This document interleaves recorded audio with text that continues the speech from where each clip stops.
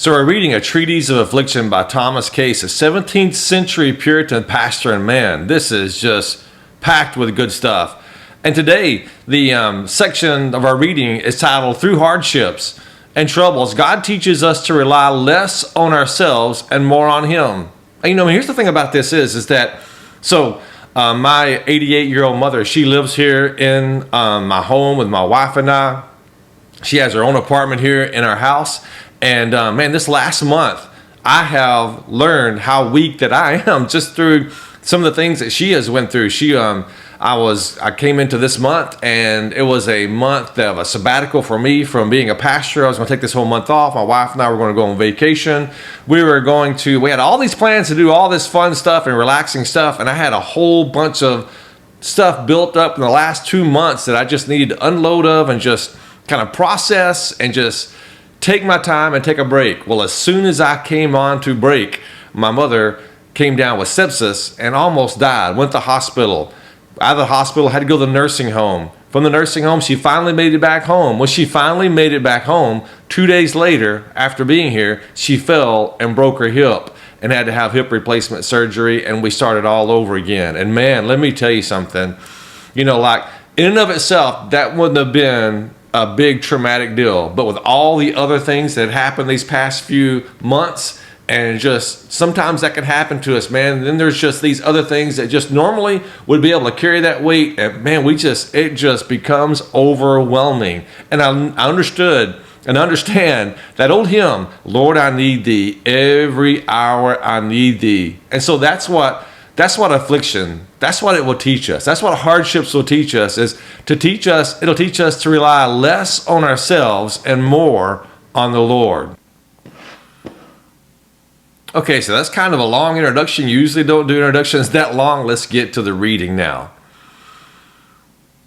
This lesson is similar to learning to trust God instead of others, but now we focus on trusting God instead of ourselves. We often overestimate our abilities, thinking we can handle anything, even though we can actually do nothing but sin. Whoo, man, I tell you what, preachers today don't preach like that, including myself. That is strong.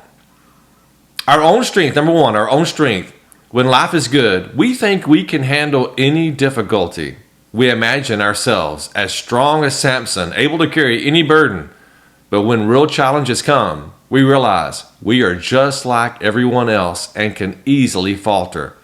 Like Peter did when he sank into the water. Problems seem small from a distance, like a mountain that looks easy to cross, but up close they appear huge and overwhelming.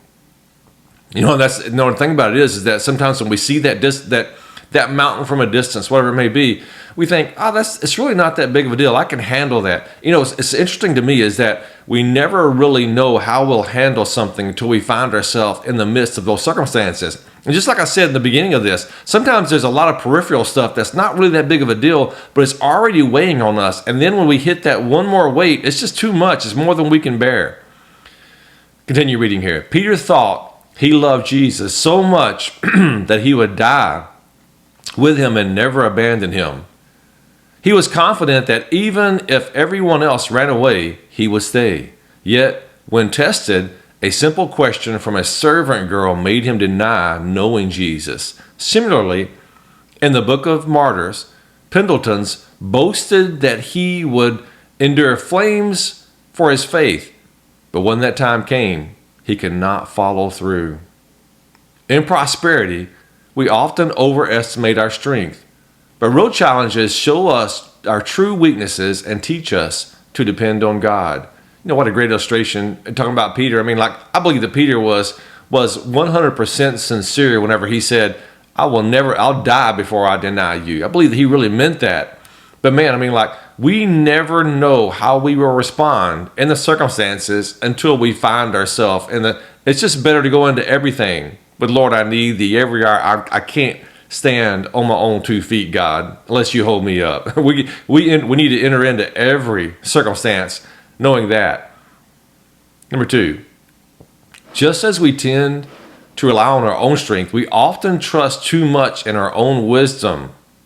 We think we can solve any problem by our cleverness. But when we face real troubles, we find we can't fix everything ourselves. Like the church in Lamentations chapter 3 and verse 7, we may feel trapped and unable to escape. He has walled me in so I cannot escape. He has weighed me down with chains. The feeling is like a prisoner trying to escape but finding heavy chains and thorny hedges blocking every path.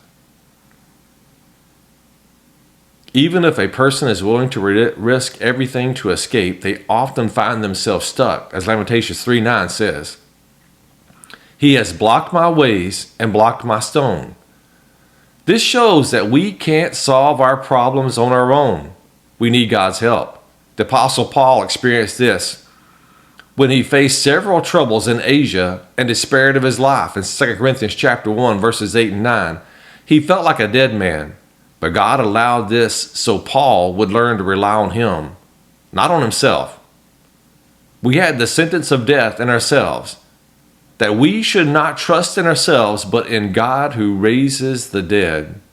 Man, and the Apostle Paul, in my estimation, this is my opinion, I believe the Apostle Paul was the greatest Christian who ever lived. And he said there that they were put in situations that they were beyond what they were able to bear, that they could not handle what they were under. That whole, God will not put more on you than you can stand. That's not God will not put more circumstances and pressure on you, but it's temptation. That's what the context of that verse is. Man, we've got so many Christians throughout the years that have misquoted that. God will put too much on us sometimes to teach us to rely on him. So let's continue reading here. God allows us to reach the end of our own strength and wisdom to show us that only he can truly help us. Even great people like David and Jeremiah felt despair and fear. David said in his distress, I am cut off from before your eyes. That's Psalm chapter 31 and verse 22. And all men are liars. Psalms 116:11. Showing his moments of doubt and fear, Jeremiah said, they have cut off my life in the dungeon and cast a stone upon me. That's Lamentations chapter 3, verse 53 and 54. Feeling like he was dead and buried. Jonah, in the belly of the whale, cried out, I am cast out of your sight. And Zion lamented, the Lord has forsaken me. Even Hezekiah, when facing death, expressed his despair. We often face similar feelings of despair. God uses these situations to break our self-confidence and to teach us to rely on him. By bringing us to the end of our abilities, he shows us our weaknesses and the need to trust in his strength. Peter, who once confidently claimed he would never forsake Jesus, learned humility and reliance on God after denying him 3 times.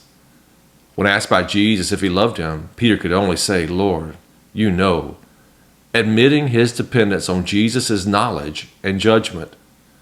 This teaches us to go forward in God's strength, acknowledging his righteousness and relying on him alone. Thomas Case is trying to help us understand about relying too much on other people. Not that we shouldn't rely on them, not that we should not be in fellowship with them, but that ultimately we should be relying on God. And then he comes with this lesson here, and he says we got to be careful about not relying on our own wisdom, our own intellect, our own cleverness above God. And when we do that, we are headed for dangerous situations. He gives us illustrations. Like Peter is a great illustration of that. So what we've got to understand is, once again, we come back to this. We keep getting pushed into the importance of this, of relying on God through prayer and through Bible study. If I'm not, here's the thing. If I'm not disciplining myself to pray and to read my Bible, then I am not going to be relying on God. I'm just naturally going to flow into this, drift into this thing to where I'm relying too much on myself or I'm relying too much on other people. So, once again, the main lesson here, dear friend, is this, is I've got to rely on putting God first. When Jesus said, seek first the kingdom of God and his righteousness, that's what he means here. That's contextually what all of this means. I've got to be doing that. That's got to be number one, first above everything else. And if I don't do that, then affliction is going to come in, and affliction is going to teach me through pain and suffering that this is what I've got to do. I have no choice, because that's the most loving thing that God can do, because this is one of the most important lessons we learn.